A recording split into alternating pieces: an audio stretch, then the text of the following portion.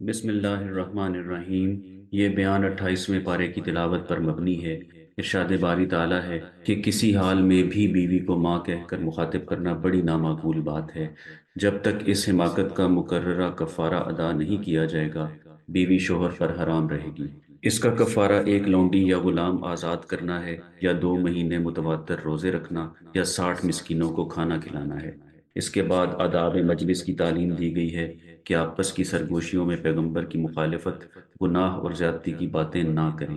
ایسی باتیں اور سازش شیطانی فعل ہے۔ محفل کی نشست و برخاست میں آداب محفل کو ملحوظ خاطر رکھنا چاہیے۔ اس کے بعد سورہ حشر شروع ہوتی ہے۔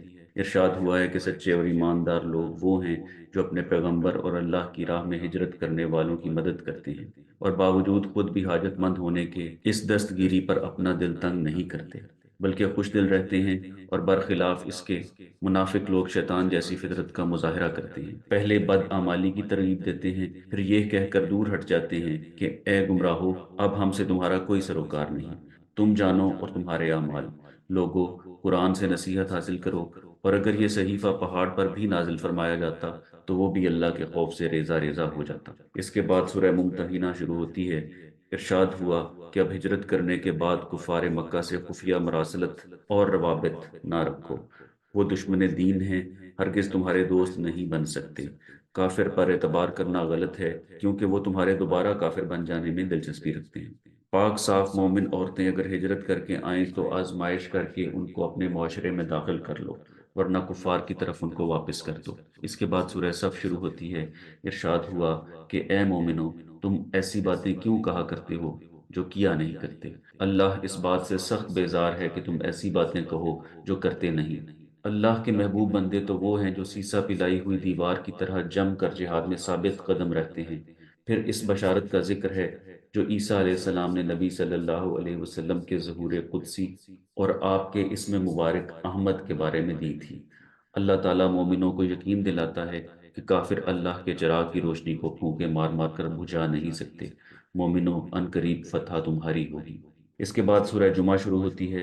ارشاد باری تعالیٰ ہے کہ اے مومنوں، جمعے کی اذان سننے کے بعد نماز میں مشغول ہو جاؤ، اللہ تعالیٰ بہترین رزق دینے والا ہے۔ اس کے بعد سورہ منافقون شروع ہوتی ہے۔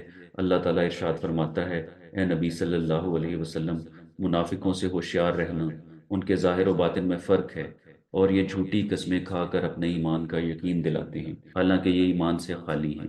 اس کے بعد سورہ تغابن شروع ہوتی ہے۔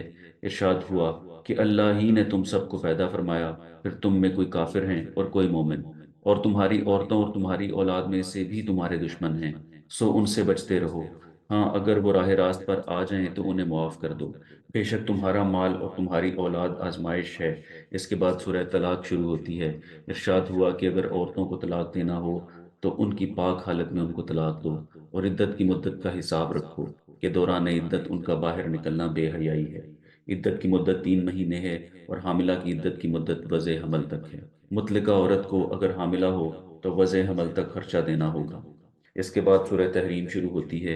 ارشاد ہوا کہ اے نبی صلی اللہ علیہ وسلم، اپنی بیویوں کی خاطر آپ اللہ کی نعمتوں کو ترک نہ کریں، اور ایسا عہد کرنا قسم کے برابر ہے جس کا کفارہ ادا کرنا ہوگا۔